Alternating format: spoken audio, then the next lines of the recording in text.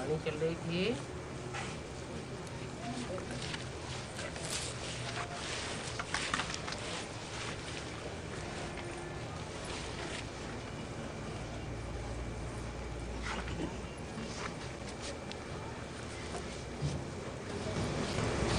दो फरवरी सन 67 की दूसरी लाइन में पहले पेज में बात चल रही थी। गुड मॉर्निंग के बाद बच्चों को कहा जाता है बाप को याद करो। गुड मॉर्निंग कै बजे से होता है? मॉर्निंग कै बजे से होता है? 6 बजे सुबह।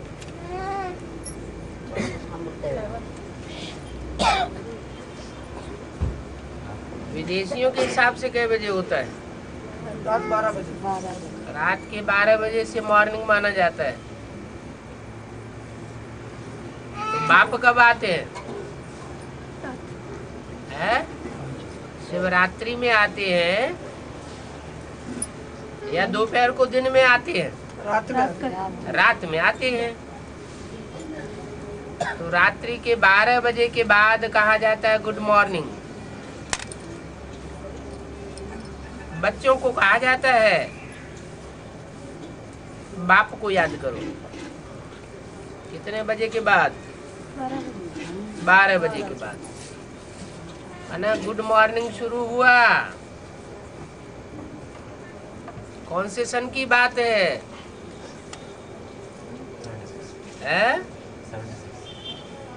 सुन चुके आप लोग? 76 की बात है। विदेशी बच्चों ने बाप को प्रत्यक्ष किया और बाप ने आकर के कहा बच्चे गुड मॉर्निंग। सतयुग की मॉर्निंग माना सवेरा। तुम्हारा अच्छा सवेरा आ गया। बाप को याद करो। उससे पहले क्यों नहीं कहा बाप को याद करो? रात्रि के 12 बजे से पहले क्यों नहीं कहते कि बाप को याद करो? क्यों? 76 से पहले बाप के रूप में आता ही नहीं। बुलाते भी हे पतित पावन, आओ आकर के पावन बनाओ। तो सन 76 में रात्रि के 12 बजते हैं, घोर अंधियारा होता है, तब आकर कहते हैं बाप के रूप में कि मुझे याद करो। माँ के रूप में याद करो ऐसे नहीं कहते। बाप के रूप में मुझे याद करो।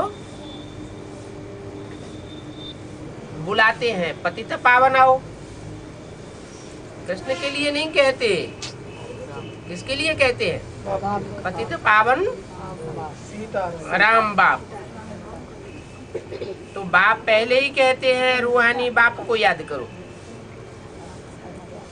पहले बाप कहते हैं। क्या कहते हैं?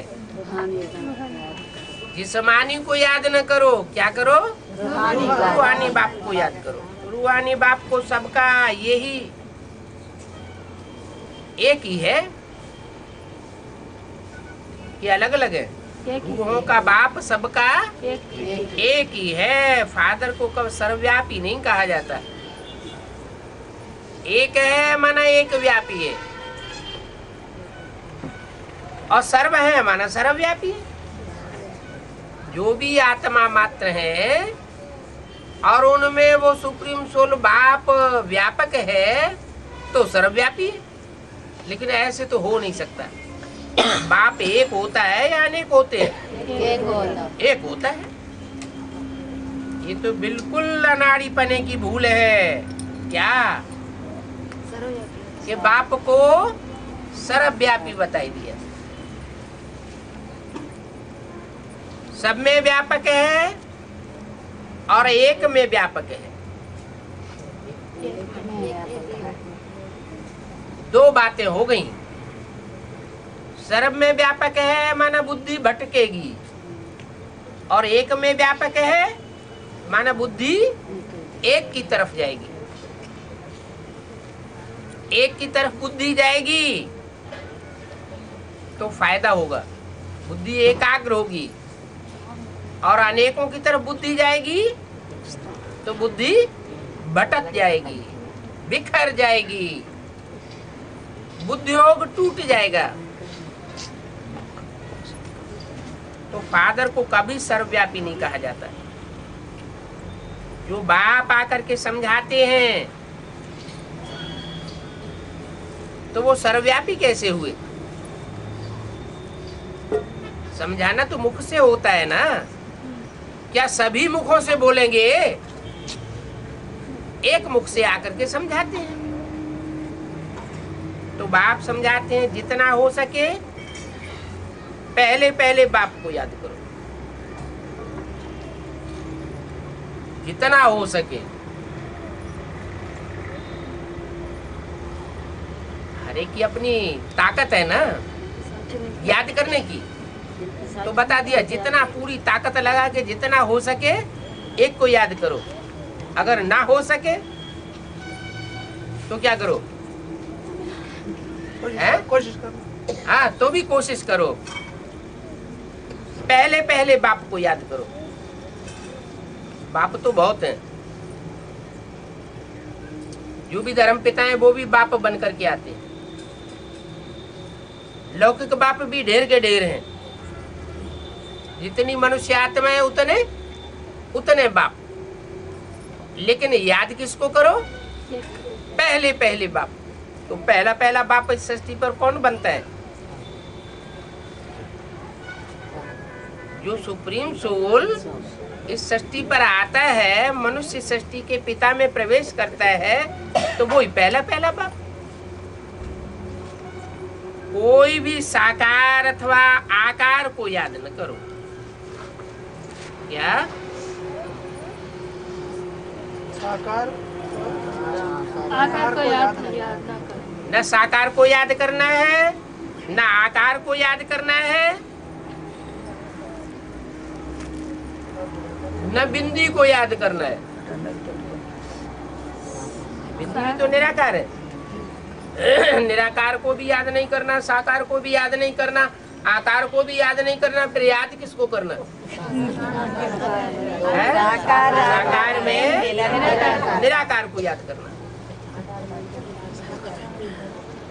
क्योंकि अकेला निराकार ज्योति बिंदु वो तो कुछ कर ही नहीं सकता, ज्ञान सुना सकता है बिंदु कोई फुदक फुदक के ज्ञान थोड़ा ही सुनाएगा। बिंदु कोई में प्रवेश करता है, फिर ज्ञान मुख से सुनाता है। और दृष्टि आंखों से देता है। जो भी कर्मेंद्रियां हैं, उन कर्मेंद्रियों से बच्चों को प्यार देता है। बिंदी कैसे प्यार देगी? बिंदी प्यार देती है क्या? प्यार की अनुभूति तो साकार शरीर के द्वारा ही होती है। इसलिए बताया, न अकेले साकार को याद करो, न निराकार को याद करो, न आकारी को याद करो। किसको याद करो? जो साकार में निराकार ज्योति बिंदु आया हुआ है उसको याद करो। वो एक ही है। माना एक ही मुकर्रर रथ में आकर के संसार में प्रत्यक्ष होता है, अनेकों में आकर के प्रत्यक्ष नहीं होता है। ये तो बिल्कुल सहज बात है, सबकी बुद्धि में सहज ही आ जानी चाहिए। लेकिन होता क्या है, एक में बुद्धि नहीं टिकती और अनेकों में बुद्धि भाग जाती। अनेकों में बुद्धि भागती है तो कन्वर्ट हो जाते हैं, औरों को बाप बना लेते हैं, औरों की मत पर चल पड़ते हैं। कहाँ की बात? बड़ा ड्रामा की बात या ब्राह्मणों की संगम युगी दुनिया में ही ऐसे होता है। ब्राह्मणों की संगम युगी दुनिया में ही ऐसे हो जाता है। सुनना चाहिए एक से, लेकिन अनेकों की सुनते रहते हैं। तो ज्ञान बेविचारी हुआ, बेविचारी हुआ। अनेकों से सुना तो ज्ञान बेविचारी हो जाता है। मनुष्य कहते हैं हम बिजी रहते हैं, हमको फुर्सत नहीं है, परंतु याद करने की बात में तो सदैव फुर्सत है। बुद्धि तो किसी न किसी को याद करती रहती है ना। हाथों से काम करो और बुद्धि से याद करो, इसमें फुर्सत की तो बात ही नहीं।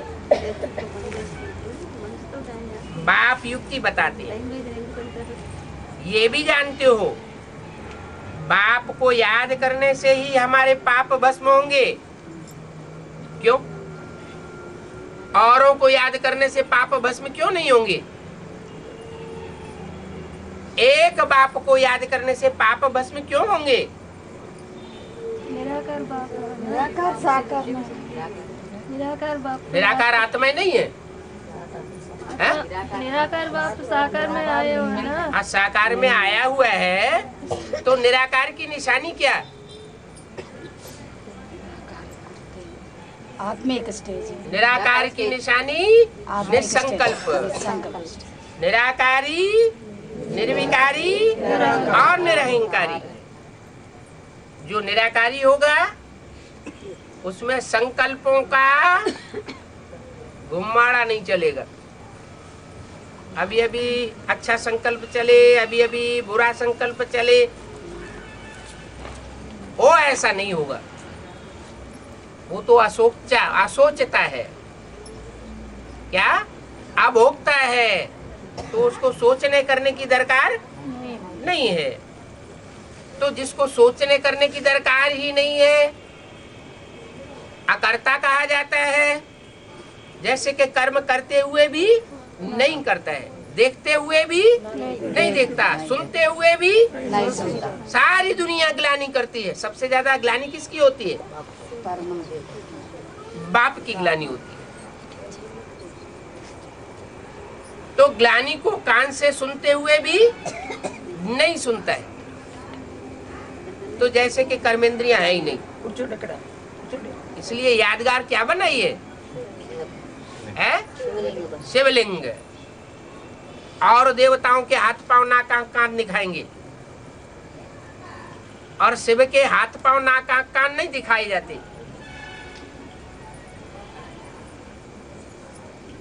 उसको गोल आकार का दिखाया जाता है, अंडाकार। जैसे कि हाथ पांव नाक आंख कान है ही नहीं। तो ऐसे नहीं कि होते नहीं है, लेकिन जिस तन में प्रवेश करता है उस तन में ऐसा पार्ट बजाता है, तो वो निराकार है, निर्विकार है। जो निर्विकार है उसमें कोई पाप होता ही नहीं, निष्पाप है। जो निष्पाप है उसको याद करने से हम भी कैसे बनेंगे? निष्पाप बनेंगे। कोई हमारे साथ में पापी रहता हो, महापापी, और उसको याद करेंगे तो क्या बनेंगे? पापी बनेंगे। और हम निष्पाप को याद करेंगे तो निष्पाप बनेंगे। हमारे पाप अगर होंगे भी तो वो पाप सारे भस्म होते रहेंगे। मुख्य बात है ये है क्या? जैसे को याद करेंगे वैसे ही बनेंगे। चोर डकैतों को याद करेंगे तो चोर डकैत बनेंगे। दुष्ट को याद करेंगे तो दुष्ट बनेंगे। वाइब्रेशन का संग तो होगा ना, तो संग का रंग जरूर लग जाएगा। हम निष्पाप निष्कलंक बाप को याद करेंगे तो हम भी निष्पाप बनेंगे। बाबा, वाइब्रेशन से कितना दूर तक पहुंचेगा? ये तो लेने वाले के ऊपर है। कहीं भी दुनिया के किसी भी कोने में बैठा हो, एक तार दूसरे तार से जुड़ेगा तो कनेक्शन हो जाएगा, जुड़ेगा ही नहीं कनेक्शन। तो कनेक्शन कैसे होगा? कोई से फोन से बात करते हैं, कनेक्शन जुड़ा हुआ होता है तो बात होती है, और कनेक्शन दूसरी तरफ से कटा हुआ है कट जाता है। कट जाए तो वो हमारी बात सुनेगा, हम उसकी बात नहीं सुनेंगे। तो मुख्य बात ये है, धंधे आदि की कोई मना नहीं है। क्या? अपने पेट का धंधा आदि भले करो, लेकिन क्या करो? बाप को याद करो। बाप को याद करो। वो धंधे आदि करते हुए सिर्फ बाप को याद करो तो विकर्म विनाश हो जाए। ये तो समझते हो क्या कि हम पतित हैं? पतित माना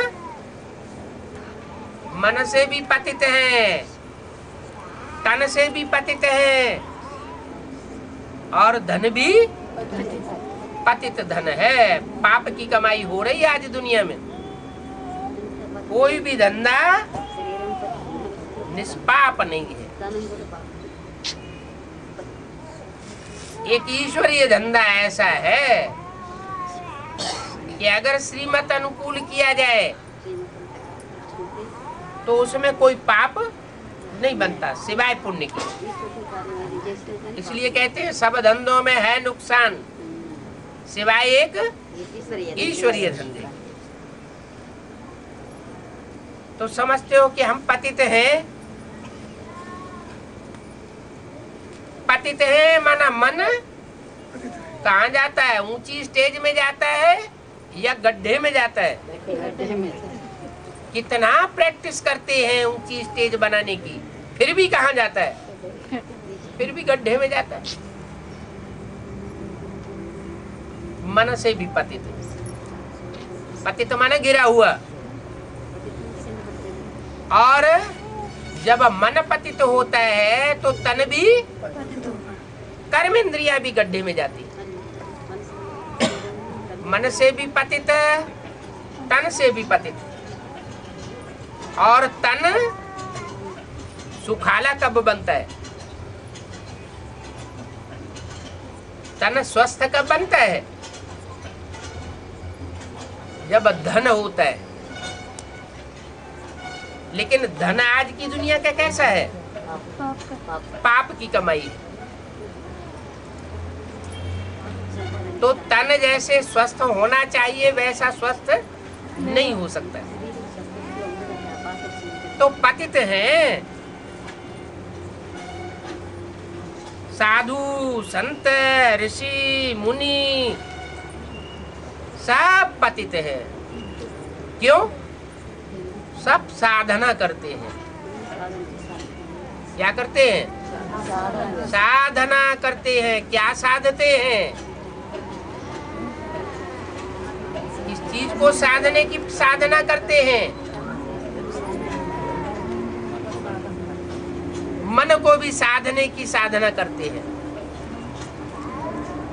तन की शक्ति नीचे न गिरे,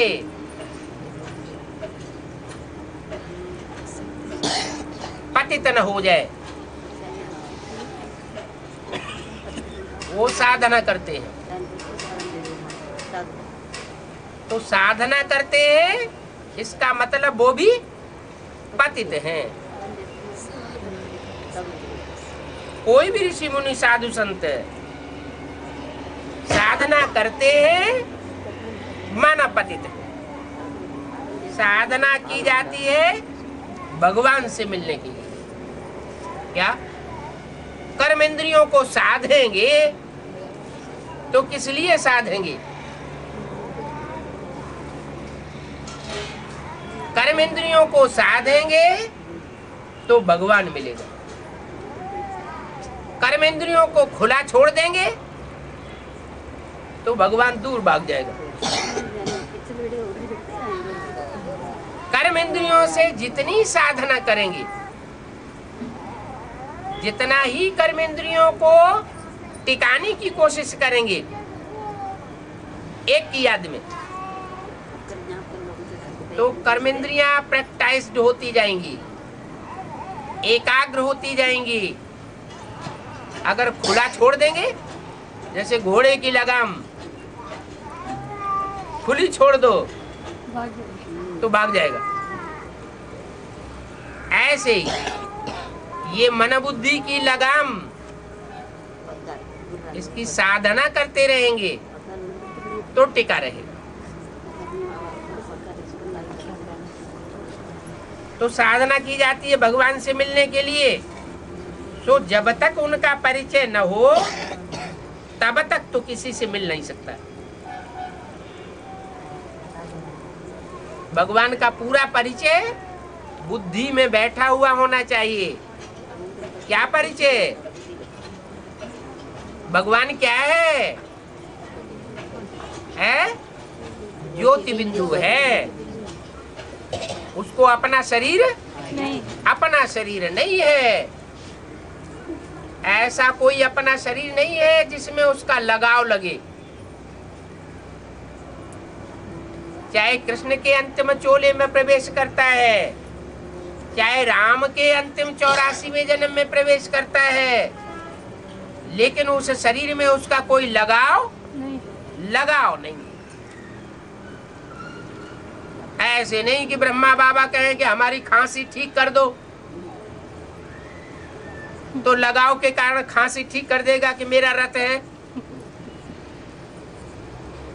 नहीं, वो कर्म भोग तो जिस आत्मा का है उस आत्मा को भोग नहीं पड़े।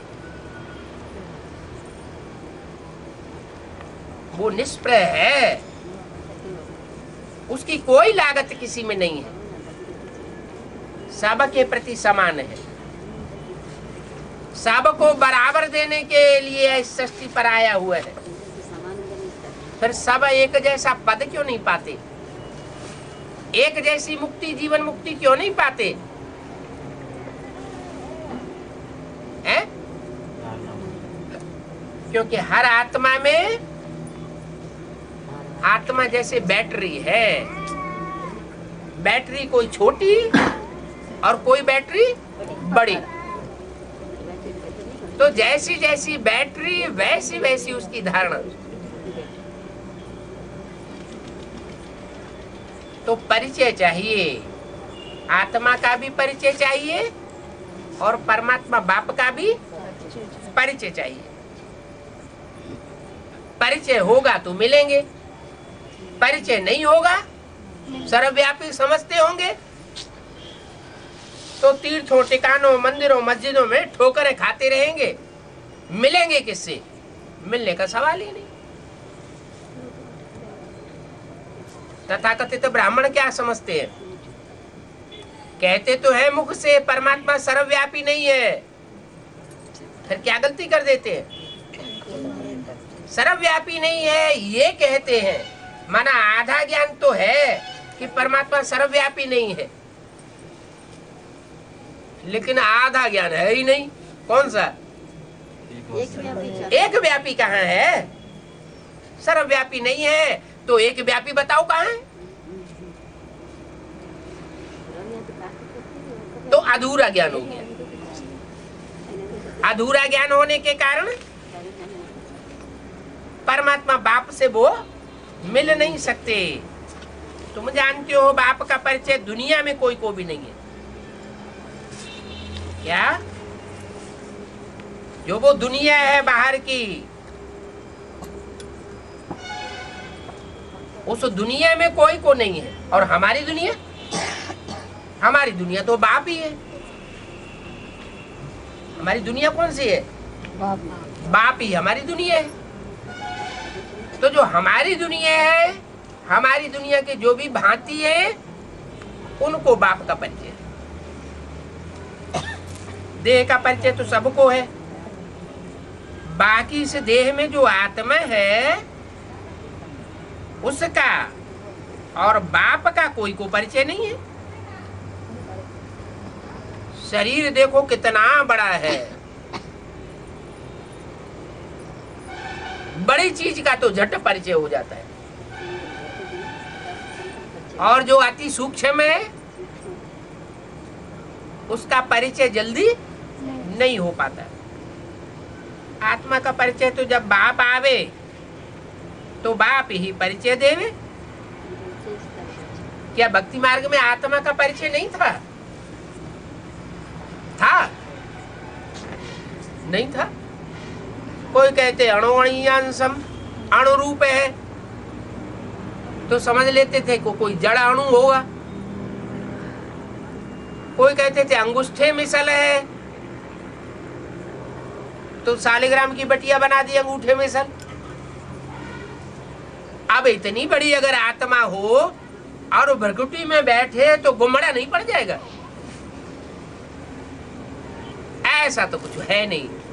आत्मा आत्मा सब ज्योति बिंदु है, और ये परिचय बाप आकर के देते हैं कि तुम आत्मा भी ज्योति बिंदु हो, मैं भी ज्योति बिंदु हूं।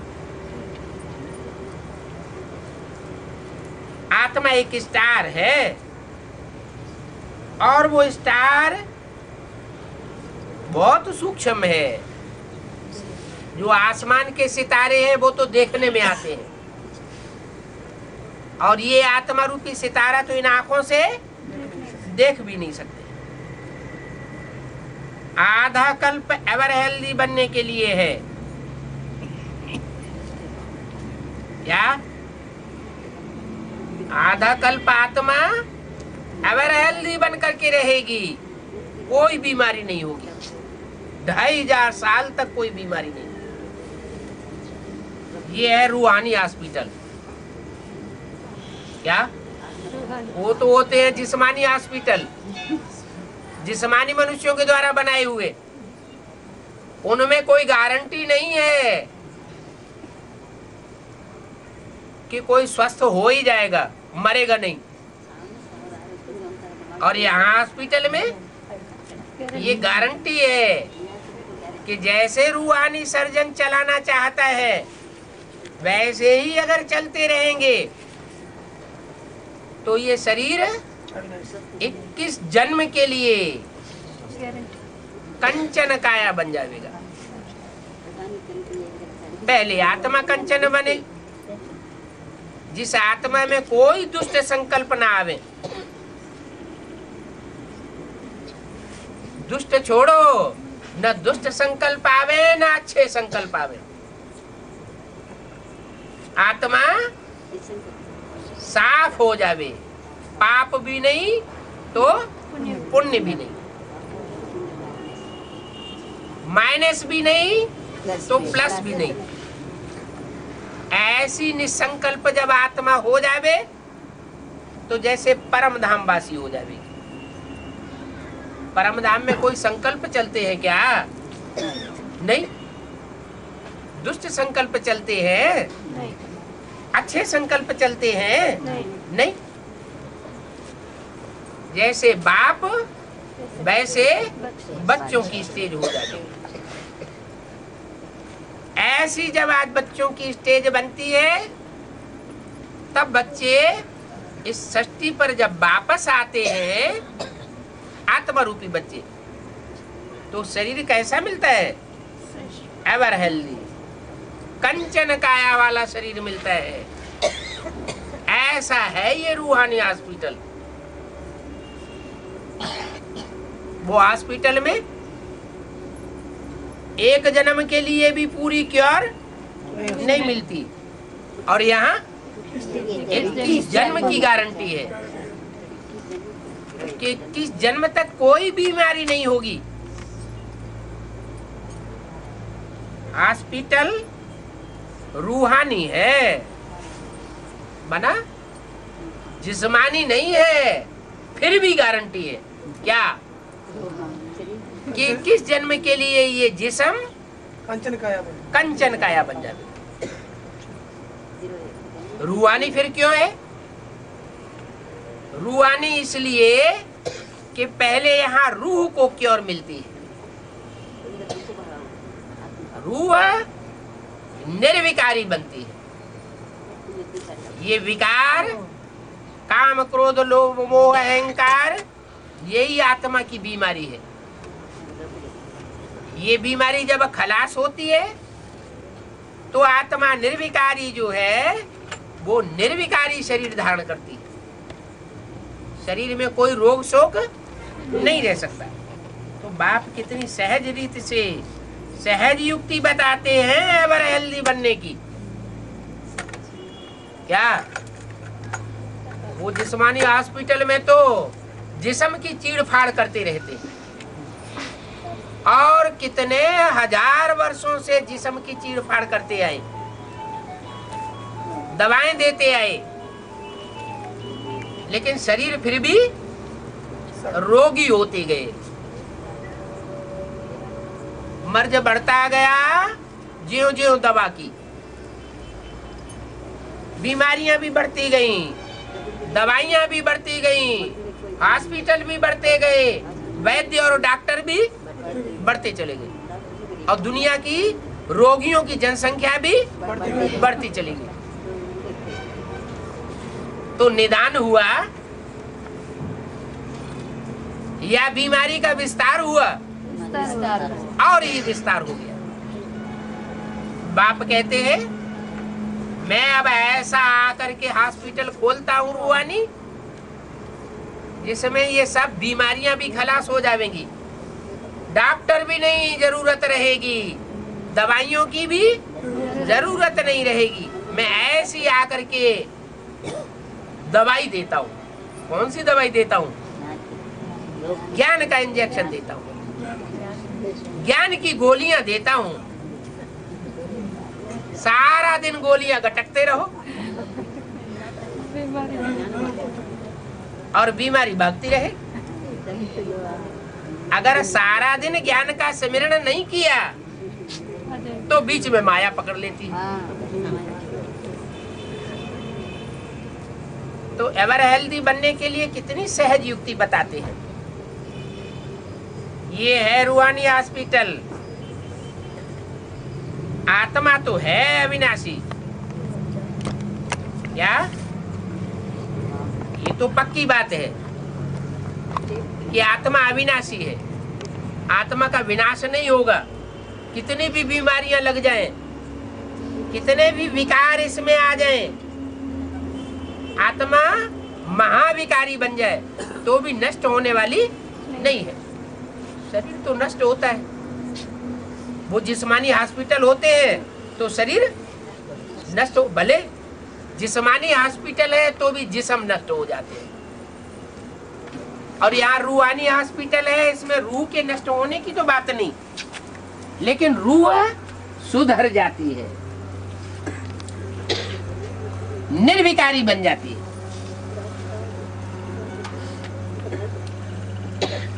आत्मा कहती है मैं कभी विनाश को नहीं पाती हूं।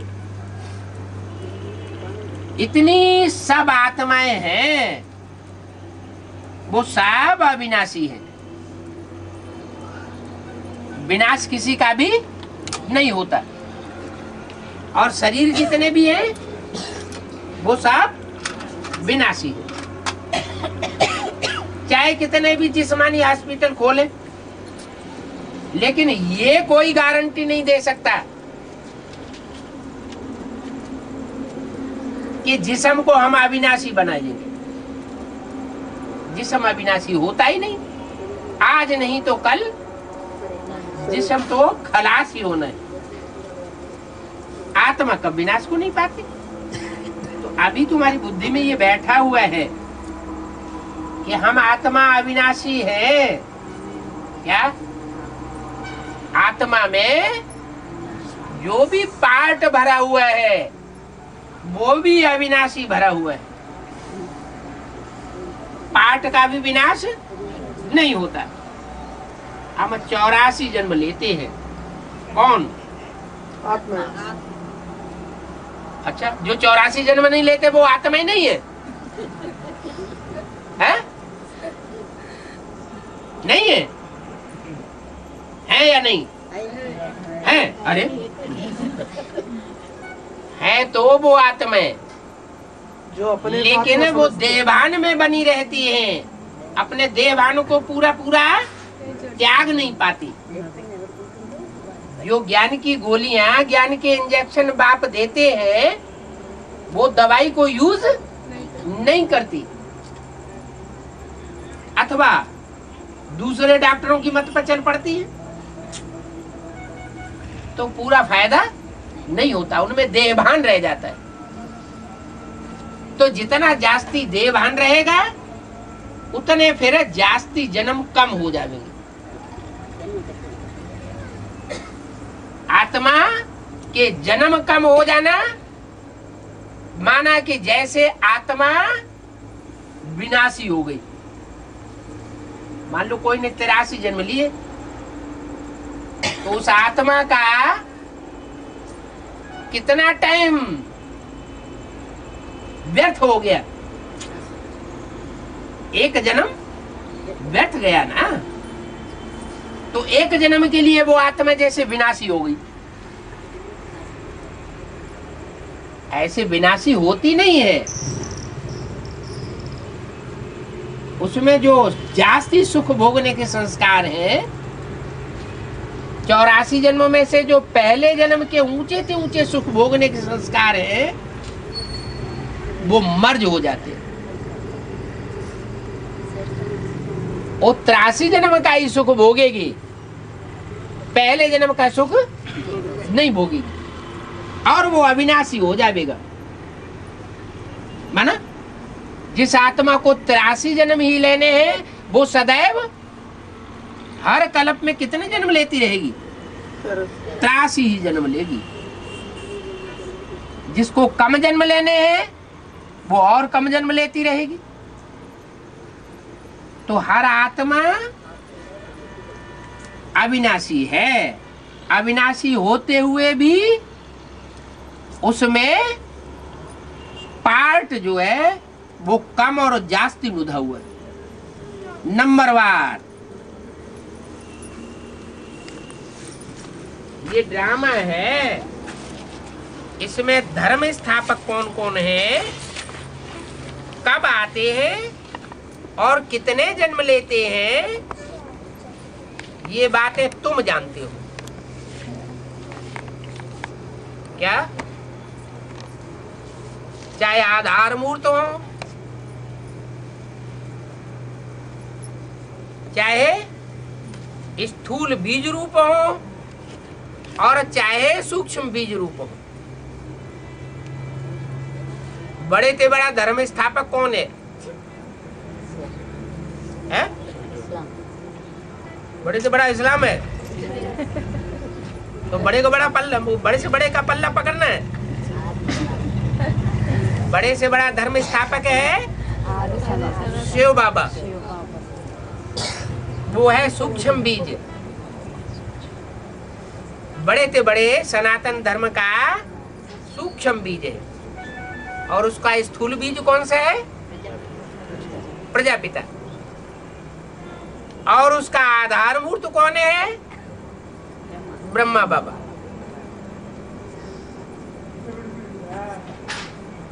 तो चाहे आधार मूर्त हो, चाहे सूक्ष्म बीज रूप हो, चाहे स्थूल बीज रूप हो, उन धर्म पिताओं को हम जानते हैं और दुनिया में कोई नहीं जानता। वो सिर्फ इतना जानते हैं, हमारे धर्म का धर्म पिता इब्राहिम, मोटा मोटा जान लेते हैं। लेकिन ये थोड़े जानते कि जो इब्राहिम ऊपर से आया, उसका अपना शरीर कौन सा होता है? जो ऊपर से आता है, जो भी धर्म पिता पहली बार, उसका अपना शरीर होता है क्या? नहीं होता। अपना शरीर तो होता ही नहीं, फिर वो कैसे इस सृष्टि पर पार्ट बजाता है? तो वो हम जानते हैं ना, दुनिया में और तो कोई नहीं जानते। 84 जन्म गाए जाते हैं। क्या कहा? कितने जन्म गाए जाते हैं? 83 जन्म नहीं गाए जाते। क्यों? है? हाँ, जो ऑलराउंड पार्टधारी है वो देवता बनते हैं। जो देवता बनते हैं उनका गायन होता है। जो देवता नहीं बनते, असुर के असुर ही रह जाते हैं, देह अभिमानी के देह अभिमानी रह जाते हैं, उनका गायन नहीं होता, उनका पूजन नहीं होता। 84 जन्म लेने वाले गाए जाते हैं। तो जरूर किसी एक ही धर्म के होंगे। कौन? जो 84 जन्म जिनके 84 जन्म गाए जाते हैं वो एक ही धर्म के होंगे, दूसरे धर्म में कन्वर्ट होने वाले नहीं होंगे। तो कितने हुए टोटल? अरे 84 जन्म लेने वाले कितने हुए? 9,16,108। सबके तो 84 जन्म नहीं हो सकते। मानो 500-700 करोड़ जो भी मनुष्य आत्माएं हैं, सबके 84 जन्म नहीं हो सकते। सब धर्म इकट्ठे तो आते ही नहीं है जो 84 जन्म हो। कोई ड्रामा के बीच में आते हैं तो उनके आधे जन्म कम होंगे कि नहीं होंगे?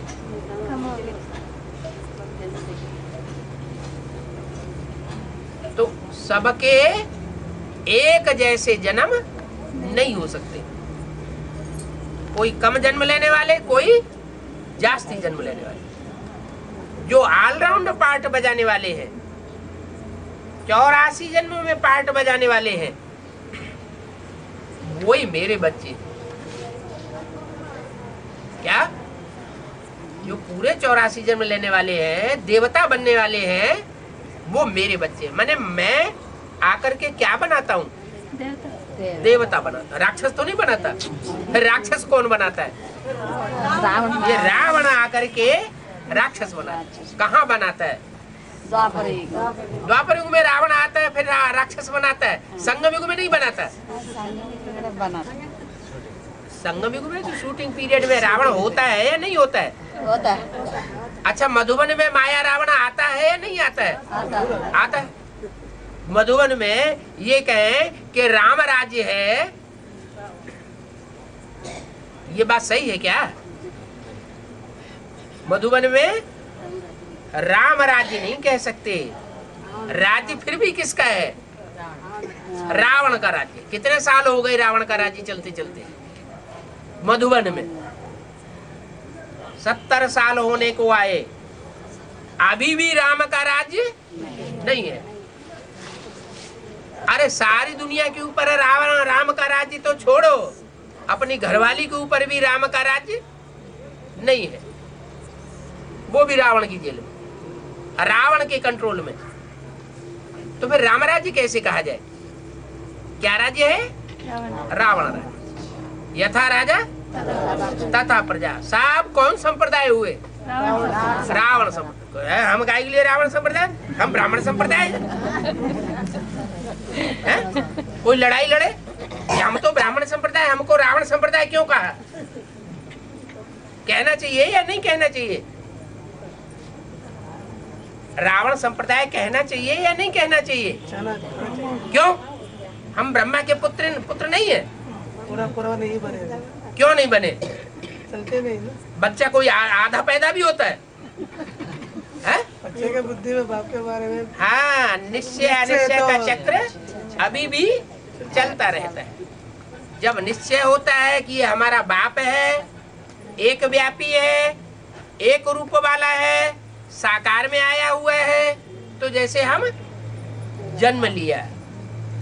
और जब अनिश्चय बैठता है, अरे ये कैसे बाप हो सकता है? बाप ऐसा होता है क्या? है? नहीं बाबा ना, ऐसा बाप नहीं होता है ना। है? माता जी कहती है ऐसा बाप नहीं हो सकता है। तो अनिश्चय आ गया, तो ये बाप नहीं है। जब बाप नहीं है तो जैसे कि हम बाप के बच्चे ही नहीं। जब बच्चे नहीं तो जैसे हमारी मृत्यु हो गई।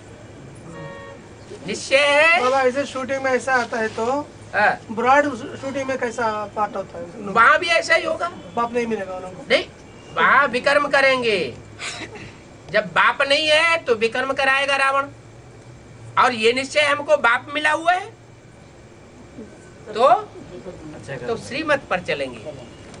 जितना यहाँ श्रीमत पर चलेंगे तो श्रेष्ठ को पहचानेंगे, तभी तो श्रीमत पर चलेंगे। श्रेष्ठ थे, श्रेष्ठ को पहचाना ही नहीं तो श्रीमत पर कैसे चलेंगे? तो बीच में याद तो कट हो जाता है ना बाबा, इसलिए तो मैं पूछ रहा हूँ। तो बीच का जो समय होता है, हाँ, उस समय ब्रॉड शूटिंग में कैसा होता तो है? क्यों कट हो जाता है? कट इसलिए तो हो जाता है कि जितना जिस रूप में मैं जो हूँ, जैसा हूँ, जिस रूप में पार्ट बजाए रहा हूँ उस रूप को पूरा बच्चों ने पहचाना नहीं है। नहीं पूरा पहचाना है तो फिर दूसरों की याद आ जाती है।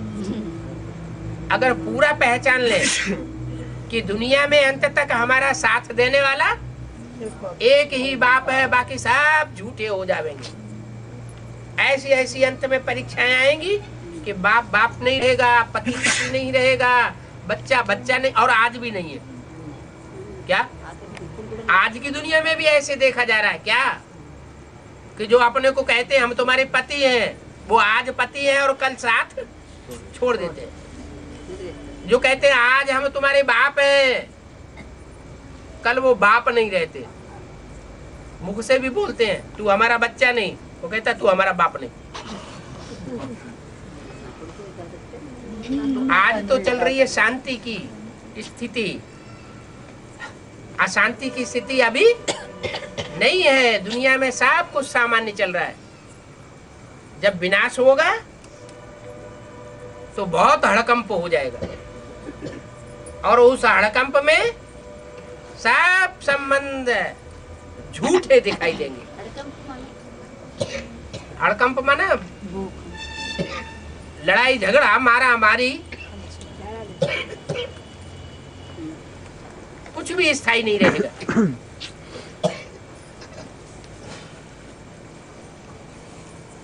तो 84 जन्म जिनके गाए जाते हैं वो जरूर एक ही धर्म के होंगे, दूसरे धर्म में कन्वर्ट होने वाले नहीं होंगे। सबके तो हो नहीं सकते, सब धर्म इकट्ठे आते ही नहीं है। क्या कहा? रामा में ये नूद ही नहीं है कि सब धर्म पिताएं एक साथ इस सृष्टि पर आ जाए। जो जितना धर्म पिता पावरफुल वो उतना ही पहले इस सृष्टि पर आकर के अपना धर्म स्थापन करता है। हम दूसरों का हिसाब क्यों बैठ करके निकालें कि कौन धर्म पिता कब आता है, कौन से धर्म की स्थापना करता है, ये हमें हिसाब लगाने की जरूरत नहीं। हम कौन सा हिसाब पहले निकालें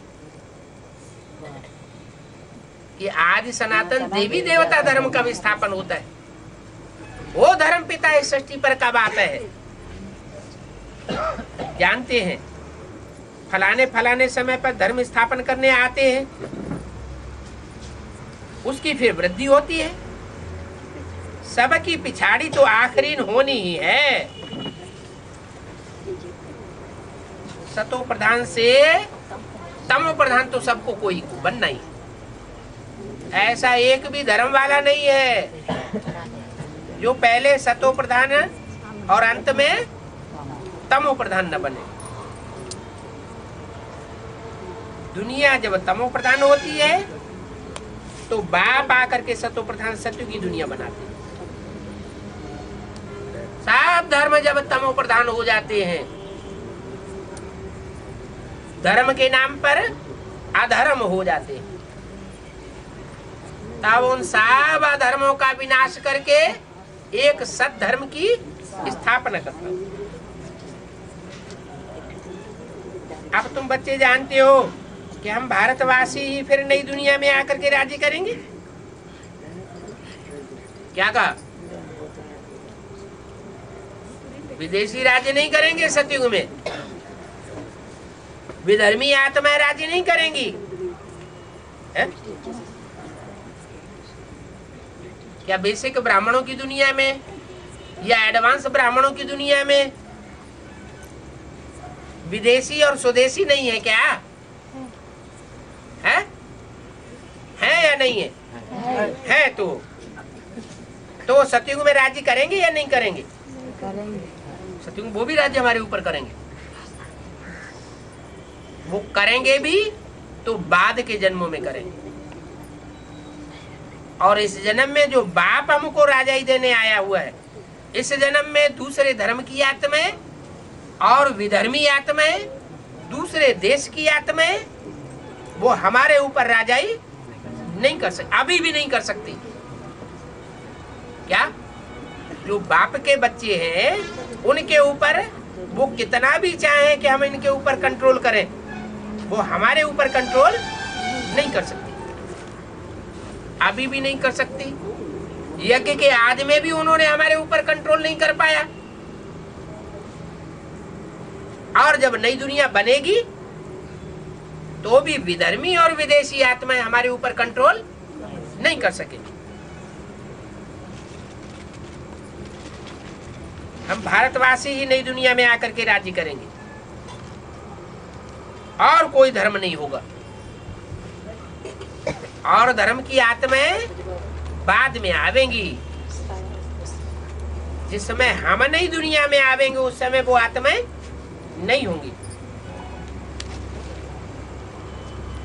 तो तुम बच्चों में भी जिनको ऊंच मर्तबा लेना है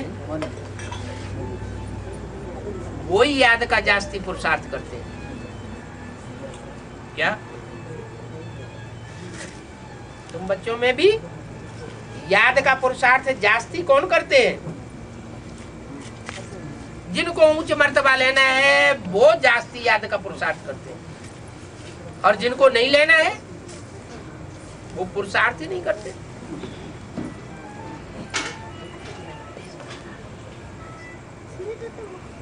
और समाचार भी बाप को लिखते हैं कि बाबा हम इतना समय याद में रह सकता हूं, इतनी हमारी बुद्धि टिकती है। कई तो पूरा समाचार लज्जा के मारे देते ही नहीं,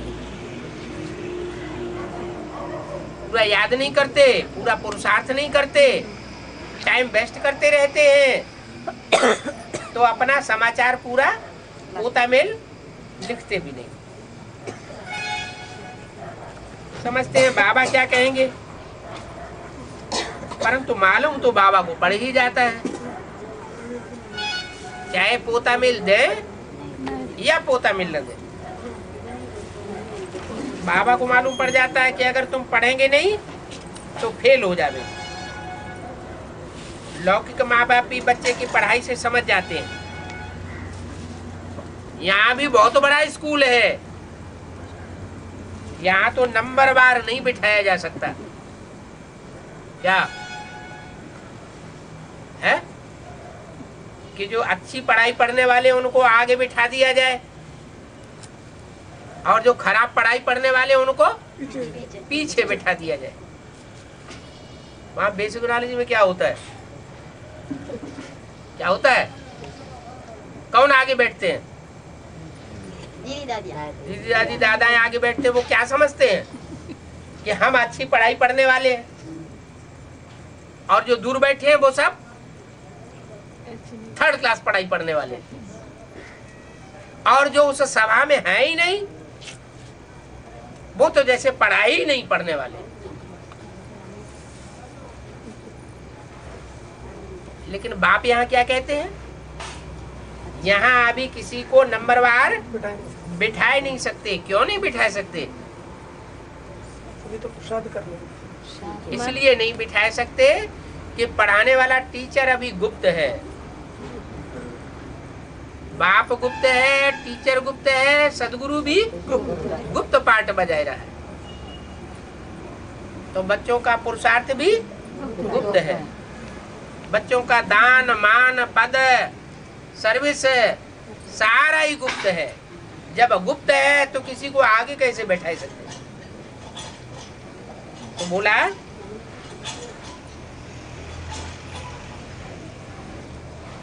नंबरवार नहीं बिठाया जा सकता, बुद्धि से समझा जाता है कि ये ऊंच पद पाने वाले हैं, ऊंच नंबर में आने वाले हैं। नंबरवार तो होते ही है। अभी अहमदाबाद में बाबा अच्छे अच्छे बच्चों को भेज देते हैं। क्या कहा? अभी अभी माने कब? कब की बात है? 67 की बात है कि 67 में 67 में गुजरात में बाबा के द्वारा स्थापन किया हुआ पहला सेंटर स्थापन हुआ। उससे पहले गुजरात में कोई सेवा नहीं हुई थी। तो बाबा वहाँ अच्छे अच्छे टीचर्स भेजते थे। तो बाबा अभी अहमदाबाद में अच्छे अच्छे बच्चों को भेज देते हैं, वो बच्चे चले जाते हैं तो लिखते हैं महारथी चाहिए। तो जरूर समझते हैं ना कि वो हमारे से नामी ग्रामी और होशियार हैं। जब तक कोई नहीं है तो चला भी देते, तो नंबरवार होते हैं ना। प्रदर्शनी में भी अनेक प्रकार के आते हैं समझने वाले, तो गाइड्स खड़े रहने चाहिए जांच करने के लिए। रिसीव करने वाले तो जानते ही हैं कि ये किस किस्म का आदमी है, तो उनको फिर इशारा करना चाहिए। इसको इशारा करना चाहिए, अच्छे टीचर को इशारा करना चाहिए कि इनको तुम समझाओ। तो सब समझते हैं, first grade, second grade, third grade, नंबरवार तो है ना। वहां तो सबको सर्विस करनी है। कोई बड़ा आदमी है तो जरूर बड़े आदमी की सब खातिरी करेंगे। यह तो कायदा है क्या कि जो बड़ा है, समाज में बहुत मान्यता प्राप्त है, तो उसकी खातिरी करनी चाहिए। क्यों? पूर्व जन्म में जरूर उसने कोई अच्छे कर्म किए हैं, तो इस जन्म में उसे मान मर्तबा मिल रहा है।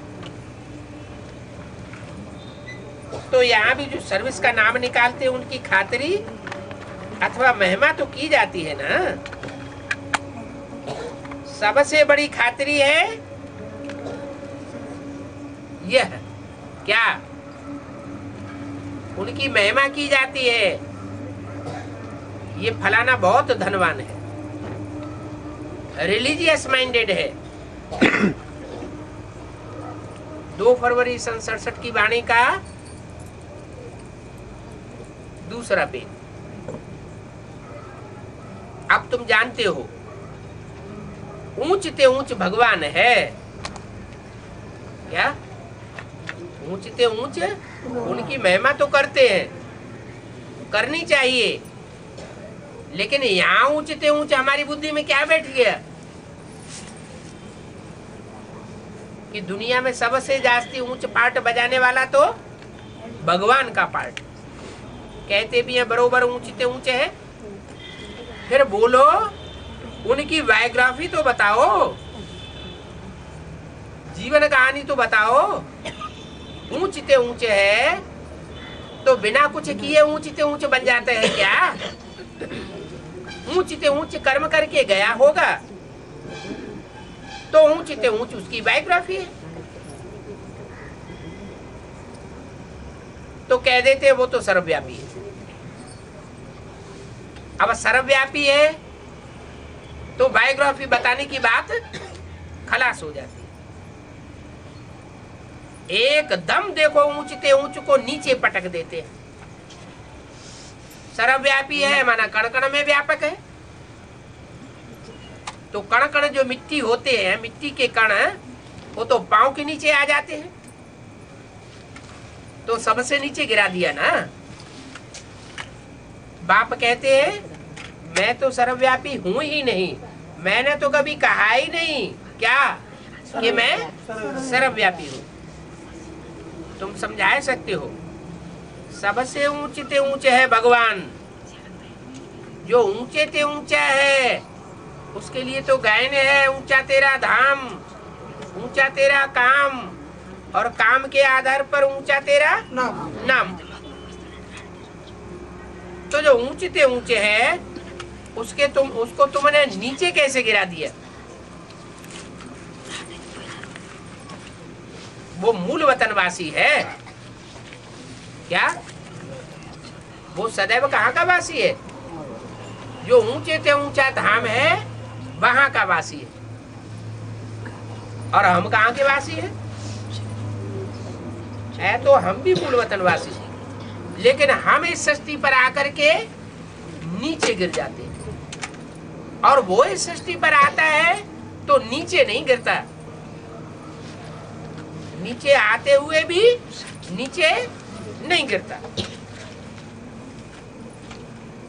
तो जो ऊंचे से ऊंचे ठहरा उनको फिर सर्वव्यापी कह करके एकदम ऊपर से धक्का लगा करके ठिक्कर भीतर में ठोक देते हैं। क्या जो मिट्टी की तरह ढेले बन करके टूट जाने वाले हैं। मिट्टी का ढेला होता है ना, उसमें बूट की ठोकर लगाओ तो क्या होगा, मिट्टी का ढेला बिखर जाए। तो ऐसी जो आत्माएं हैं पुरुषार्थ करने वाली ब्राह्मणों की दुनिया में, जिनको थोड़ी सी माया की ठोकर लगती है और बिखर जाती है, उनमें भी मेरे को व्यापक बताई देते हैं, उनको भी भगवान का रूप समझ करके बैठ जाते हैं। भीतर जो दीवाल की तरह, भीत माने दीवाल, दीवाल की तरह पुरुषार्थ के रास्ते में रोड़ा बन करके अटक जाती है, दीवाल खड़ी कर देते हैं, आगे नहीं बढ़ने देंगे, न खुद आगे बढ़ते हैं न दूसरों को आगे बढ़ने देते हैं, ऐसे ऐसे विघ्न पैदा कर देते हैं। तो ऐसे विघ्नों की दीवार खड़ी करने वालों को भी भगवान का रूप समझ लेते हैं। भगवान आता है स्वर्ग स्थापन करने, माया क्या करती है, विघ्नों की दीवार खड़ी कर देती है, माया आगे बढ़ने नहीं देती। तो ऐसे मायावियों को भी क्या समझ लेते हैं, भगवान उनमें व्यापक समझ लेते हैं कि यही भगवान का रूप है। फिर वो मायावी आत्माएं जो है वो भी अपने को समझ के बैठ जाती हैं, बड़े बड़े पोस्टर छपाते हैं कि भगवान की 3 मूर्तियां और कोई नहीं हो सकती, हमें ही 3 मूर्ति शिव हैं। अपने पोस्टर छपाए के संसार में प्रत्यक्ष करते हैं कि देखो हम ही साकार में भगवान के रूप में, हम इस दुनिया को पलटने वाले हैं, हम इस पतित दुनिया को पावन बनाने वाले हम साबित होंगे। बाप कहते हैं ये तो पत्थर ठिक्कर भीतर है, मैं इनमें नहीं आता हूँ। जो अपन को भगवान कहते हैं, भगवान साबित करते हैं, मैं उनमें आता ही नहीं। वो तो बड़े से बड़े हिरण्यकश्यप है, मैं हिरण्यकश्यप में थोड़े ही आता हूँ। क्या मैं किस में आता हूँ, है प्रहलाद में आएगा कि हिरण्यकश्यप में आएगा, प्रहलाद में आएगा। प्र माना प्रकट रूपेण, आह्लाद माना खुशी, जो आत्माओं को प्रकट रूप की खुशी देता है, मैं उसमें प्रवेश करता हूँ। इसलिए बाप कहते हैं न दुख दो और न दुख लो। दुख देने वाले में नहीं आता, किसमें आता हूँ, सुख देने वाले और सुख लेने वाले में।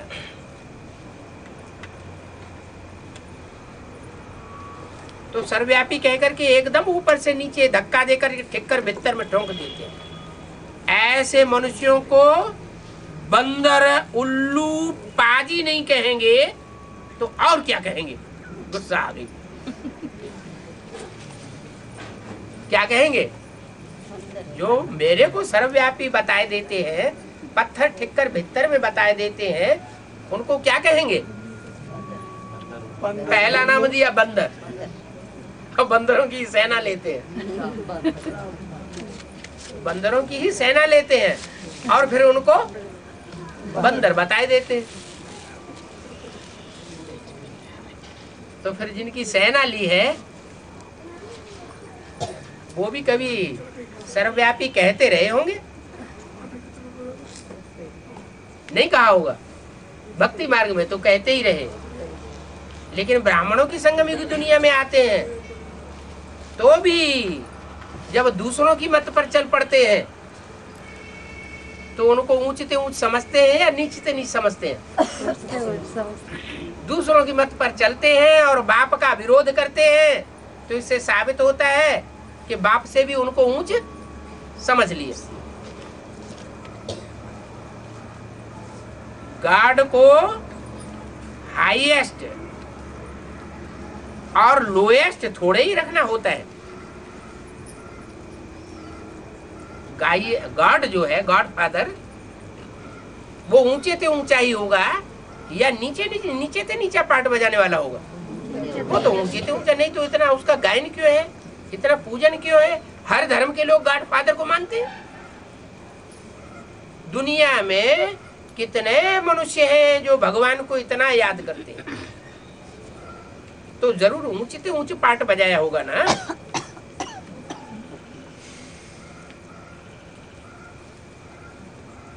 एकदम हाईएस्ट से फिर लोएस्ट बनाए देते हैं। तो मनुष्यों को रखना होता है हाईएस्ट और लोएस्ट। अब तुम जानते हो कि हम जो हीरे मिसल थे अब कौड़ी मिसल बन पड़े। कारण क्या हुआ? हम कौड़ी मिसल क्यों बन पड़े हैं? अनेकों को याद करने से नहीं, कौड़ी को याद करने से कौड़ी मिसल बन पड़े। काम विकार प्रधान है ना, तो हर मनुष्य मात्र में ही नहीं, प्राणी मात्र में काम विकार प्रधान है। तो काम विकार प्रधान होने की वजह से कौड़ी के आकार को याद करते रहे, तो याद करते करते क्या बन पड़े? कौड़ी जैसे बन पड़े। कोई कीमत नहीं रही।